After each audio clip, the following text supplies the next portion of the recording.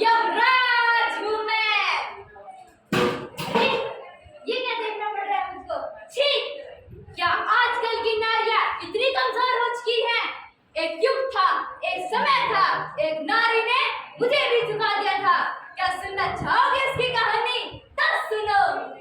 हम सावित्री मैया के भक्तों कथा सुनाते हैं, पावन गाथा गाते हैं। हम उनके अमर प्रेम की भक्तों को कथा सुनाते हैं, पावन गाथा गाते हैं। अश्वपति नामक एक राजा की पुत्री सावित्री, जिसका विवाह सत्यवान नामक एक लकड़हारे से तय कर दिया गया। सावित्री को पता था कि उसकी पति की आयु 1 वर्ष तक ही है और वो दिन आ ही गया जिस दिन मुझे उसके प्राण लेने पहुंचना था। स्वामी, आप मुझे छोड़कर कहाँ चले गए? मैं आपके बिना नहीं जी पाऊंगी स्वामी। यमराज, मेरे स्वामी को छोड़ दीजिए यमराज। अरे देवी सावित्री ने वैतरणी पार कर ली है। देवी सावित्री, तुम्हारे पुण्य कर्मों से सभी देवी देवता तुमसे प्रभावित हुए हैं। माता कामधेनु ने तुम्हें वैतरणी पार कराई है, परंतु सत्यवान इस सांसारिक मोहमाया को छोड़ चुका है और तुम्हारा भी एक आत्मा पीछे आना उचित नहीं होगा। देवी लौट जाओ, देवी लौट जाओ। हे यमदेव, तन मन धन का संबंध और आत्मा का संबंध होता है। यही है पति पत्नी का संबंध, जहाँ पति की आत्मा वही पत्नी की आत्मा का रहना उचित है। देवी, तुम्हारा प्रेम अनुपम है, सत्यवान के प्राण में नहीं लौटा सकता, परंतु मैं तुम्हें वरदान देना चाहूंगा। मांगो देवी, वरदान मांगो। उचित है यमदेव, अगर आप मुझे वरदान देना ही चाहते हैं तो मेरे सास ससुर को उनकी दृष्टि लौटा दीजिए। तथास्तु।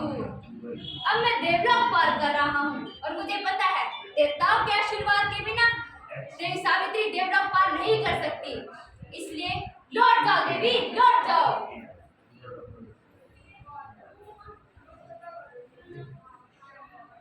अरे देवी सावित्री ने देवलोक भी पार कर लिया है।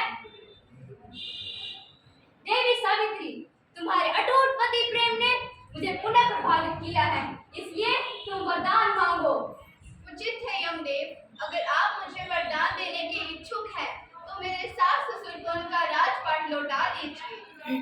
तथास्तु। अब मैं ब्रह्मलोक पार कर रहा हूँ और मुझे पता है ब्रह्मा जी के आशीर्वाद बिना तुम ब्रह्मलोक पार नहीं कर सकती, इसलिए मुझे तुम्हारी चिंता नहीं है। अरे देवी सावित्री ने ब्रह्मलोक भी पार कर लिया है। देवी, तुम अद्भुत हो, सभी बाधाओं को पार करके तुम यहाँ तक तो पहुँच चुकी हो, परंतु किसी भी आशीर्वाद, किसी भी शक्ति से तुम यमलोक में प्रवेश नहीं कर सकती। लौट जाओ पुत्री, लौट जाओ। पुत्री कहा आपने मुझे? किसी कारणवश आप मेरे घर पिता हुए और एक पिता किसी भी परिस्थिति में उसकी पुत्री को उसके निवास स्थान पर आने से नहीं रोकता। तुमने मेरा दिल जीत लिया है, मेरे हृदय में पिता की भावना को उत्पन्न किया है, इसलिए मैं तुम्हें वरदान देना चाहूंगा, पर अब की बार तुम अपने लिए वरदान मांगना।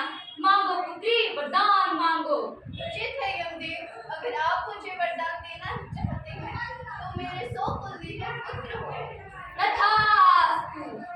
अरे पुत्री सावित्री को ये कैसा वरदान दे दिया है मैंने? इस वरदान को पूरा करने के लिए तो मुझे सत्यवान के प्राण लौटाने ही होंगे। ठीक है पुत्री सावित्री, मैं सत्यवान के प्राणों को लौटाने के लिए तैयार हूँ। तथास्तु। यमदेव को कोटि कोटि नमन।